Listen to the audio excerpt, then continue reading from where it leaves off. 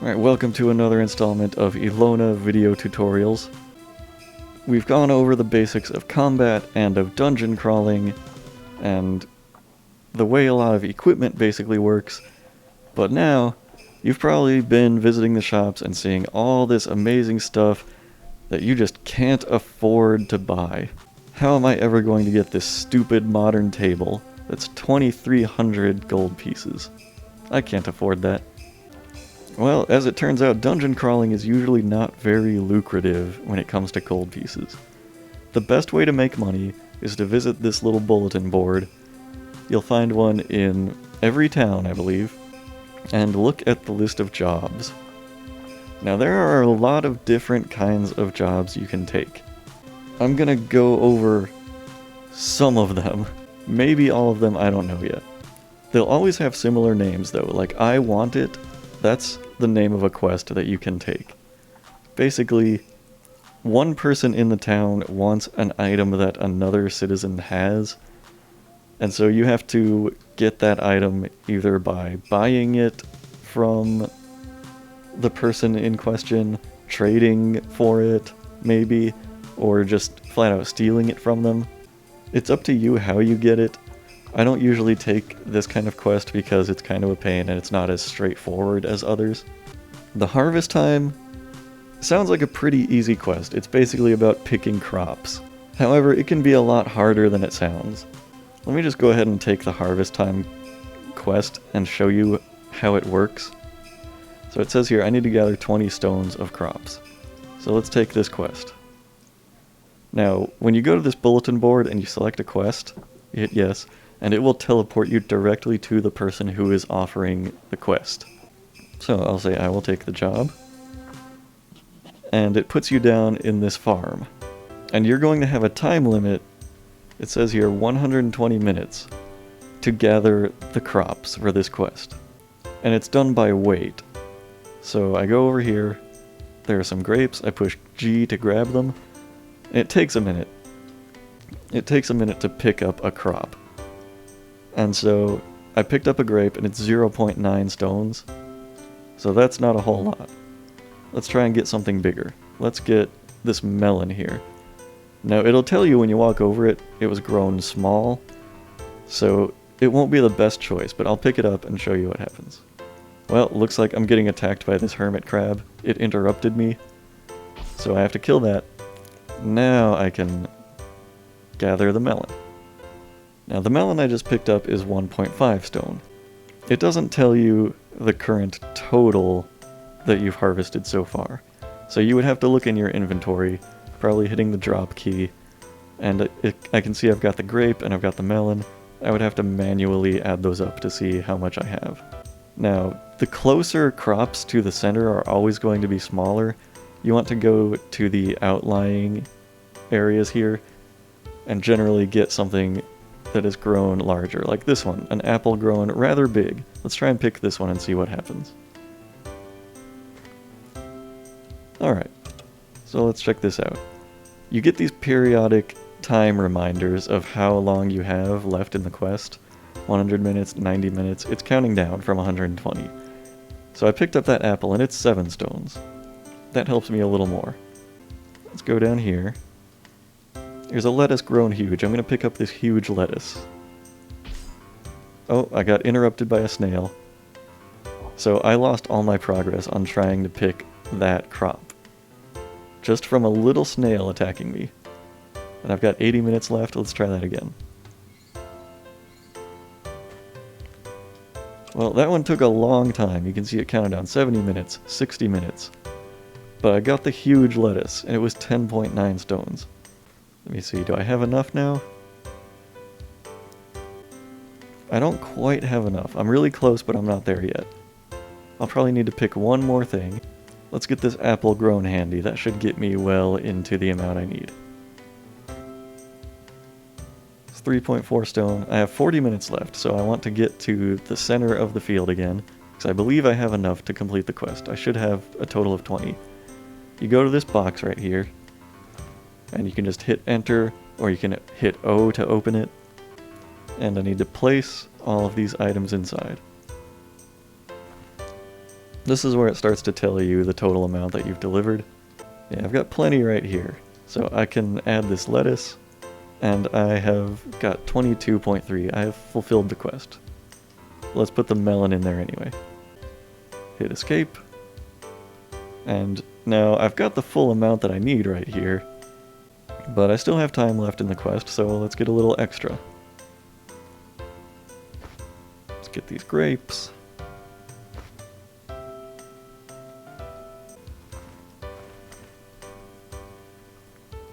Had 10 minutes left for the quest, so let's just wait for the time to count down. It ends, and I've completed the task. So now it'll teleport me back to the person who offered me the quest. Or it should. I don't know where they are.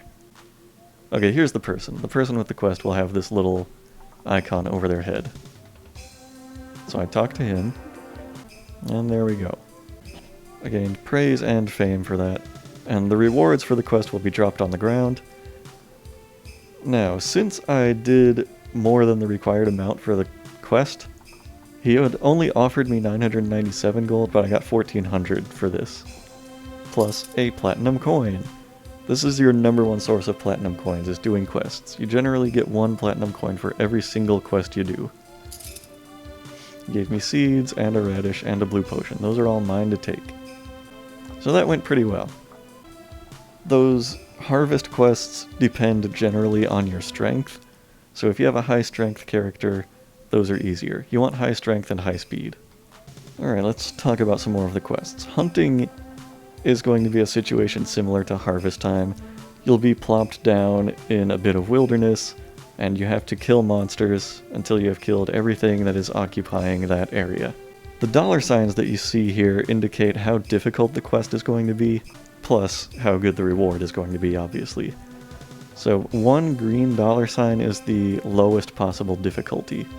2 blue $signs, that means it's going to be a bit more difficult. So as a level 4 character, I probably couldn't do this 2 blue $sign quest on my own. That's probably beyond me. Birthday, it's kind of similar to the I Want It quest.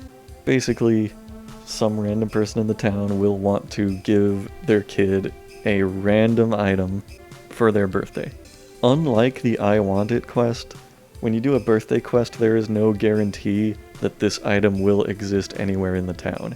Generally, this is not a great quest to take, unless you look at it and you know for a fact that you have the item already, or you can very easily get the item. That's about the only time you want to take that quest.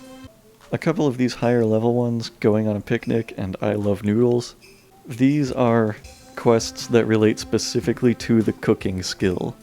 So if you don't have this skill, or have it at a decent level, I would not even attempt these. And even if you specialize in cooking quite a bit, there isn't any way to make a specific item when you cook something. You start out with raw ingredients, and if you're lucky and if you're skilled enough, you will make the required meal, but there's no guarantee that it'll happen.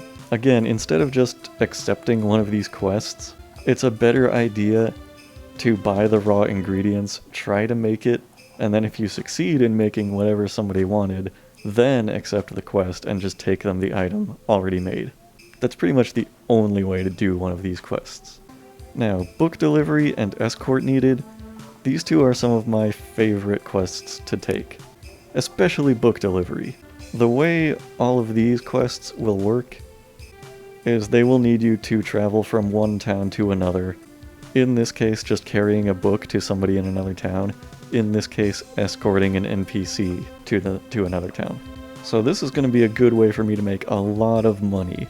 I can take the book delivery quest and the escort needed quest, because they're both going to the same city, and they give me plenty of time to do it. This here is 14 days, this one is 12 days. So I can easily make it to the next city in that amount of time.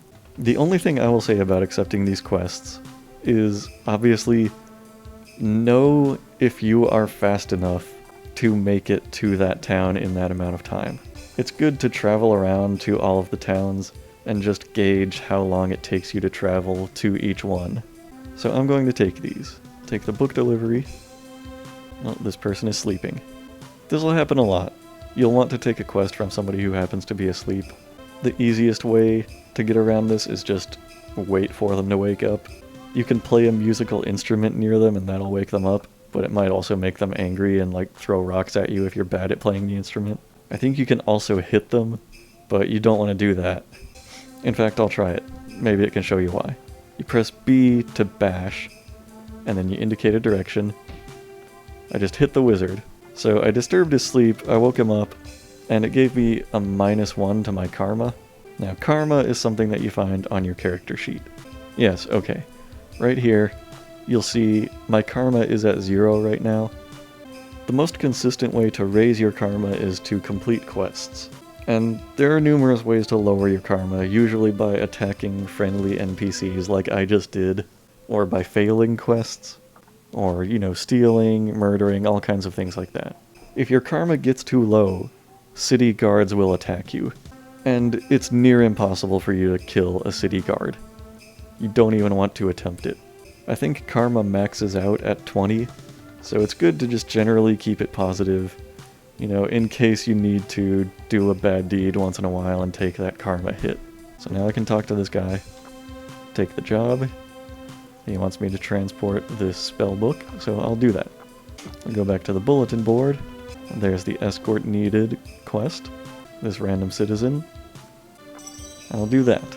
So now, this blue-haired person right here, this wizard, is now in my party, and this is who I'm escorting to the next city. For the whole duration of this quest, this person will act as a sort of familiar to me, or a party member. So if we get into a fight, this person will fight alongside me. But also, I will fail the quest if this person dies for any reason. We don't want that to happen. So I have 2 things I need to carry to the next city, Palmia, now. I know that's to the east. The world map is fixed in everybody's game, it's not randomly generated, so the cities will always be in the same place, and they will always have the same layout. So here's the next city. We had a random encounter. Just a handful of enemies. You don't really need to fight enemies when you have a random encounter like this. You can just make a beeline for the nearest edge of the screen, and leave the field and you're back on the world map. So now here I am. This is the next town. I think it only took me about a day, maybe 2, to make it to this town. Obviously your speed on the world map is indicated by your speed stat down here. So I hit enter, go into the town, and immediately the wizard I was escorting thanks me for transporting her to the next town. And you don't have to revisit the person who gave you the quest in this situation. So I gained 1 karma for doing that quest. I got praise and fame, and the wizard dropped these items on the ground for me. I got a watermelon as a reward, a bunch of gold, and a platinum coin. I'm a little confused right now because I was walking out in the hard rain, but now I need to find the recipient of my next quest. Now, say you forgot what you're doing on your quest, you can hit J to open your journal, and here it'll tell you about your main quest, and here's my book delivery job. I need to take this to the wizard in Palmia. Now I happen to know the wizard will likely be in the Adventurers Guild when I get here. So if I know where the Adventurers Guild is in this city, I can just go straight there and take it to that person. If it's somebody where you don't know their location in the city, you can talk to the guards and ask them... Oh, actually, it is a citizen that I'm looking for, not the wizard. It was a wizard that gave me the quest. So I'm looking for a random citizen. I have no idea where this person is, actually. Thankfully, the guards can tell you. I ask the guard, and I have to considerably walk to the east to find this citizen. So here I go, I'm going east. When you spot the person, they'll have an icon over their head. I don't see anybody yet. And you can only ask guards for directions. Like if I go to this vendor, I can't ask him where the citizen is. So I know he's somewhere in the eastern part of town. If I find another guard, I can ask for directions again, and they might tell me something more specific. Oh, I think I spotted him, yep. That little icon right there? That means that's the person I need to do this quest for. I'm delivering the book to him, so there we go. More karma. I got an ancient book, a wooden rod, and a bunch of money. So there, just from doing 3 quests, now I already have 6,500 gold. That's a pretty considerable amount. Now I can actually buy some things from the store if I feel like it. So here are some other quest types. There's party time. This one might be fairly difficult.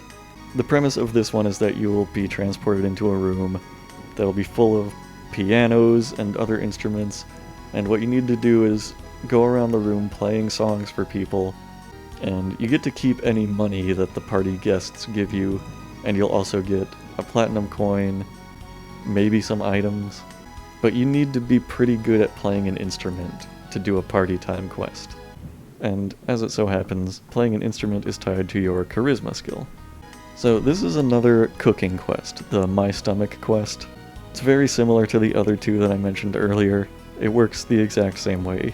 Just somebody will want you to cook a specific dish in town. As long as you have that dish, you can give it to them. Now, a small token. This is another delivery quest. Another generally easy one. But again, make sure you pay attention to the number of days you're given to complete that quest. This person wants me to transport a diamond to Port Kapul. I happen to know that that is at the far western end of the map, and with my speed of 101, it would be kind of pushing it to make it there in 4 days. I don't know for sure that I would be able to do that. It's possible, but I wouldn't want to take the chance and fail the quest. Now obviously, a shorter time frame and a longer distance also means generally you're going to get more money. So that's the kind of risk you take in accepting those quests. Beauty and the Beast here is another escort type of quest. The catch with these will be that you will generally be accosted at some point in the quest by a jealous ex-lover, and so you will be forced into this random battle. So it's a little more risky than the other escort or delivery quests. A new recipe, it's yet another cooking quest. Pretty self-explanatory. A reception, again, the exact same thing, another cooking quest. Now let me draw your attention to this quest right here, before it's too late. You'll notice there are $5 attached to this one. It's another escort quest. Basically you have to take somebody from one town to another before they are killed by poison. Now the reward for this one is 17,588 gold pieces. That is an extreme amount of money. The reason that is so high is because I'm in almost the easternmost town right now, and they want me to get to the westernmost town on the map, and they want me to do it in 5 days. That's something that's nearly impossible to do. You would need a character with extremely high speed, and so that's why there's such an extreme reward for that one. Now you will want to familiarize yourself with the world map and where all of the towns are, so that you're aware of what quests you can and can't do. But I'm going to show you something cool.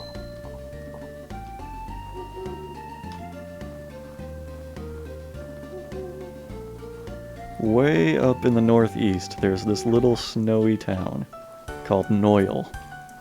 Now if you check out the quests here, here's one of those escort quests. It pays 15,000 gold pieces.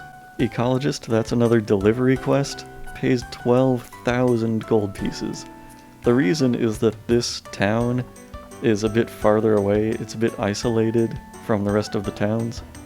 There isn't a trail that leads to it, so deliveries and escorts to and from this town will pay an extreme amount of money. If you're able to make it in time, this is one of the fastest ways to earn money. So speaking of traveling to and from towns, there's another really good way to make money in traveling around that's fairly harmless, fairly low risk, fairly easy, and I'll go into that in the next video. I'm about out of time for this one, so stay tuned for the next one where I'll talk about another great money-making method.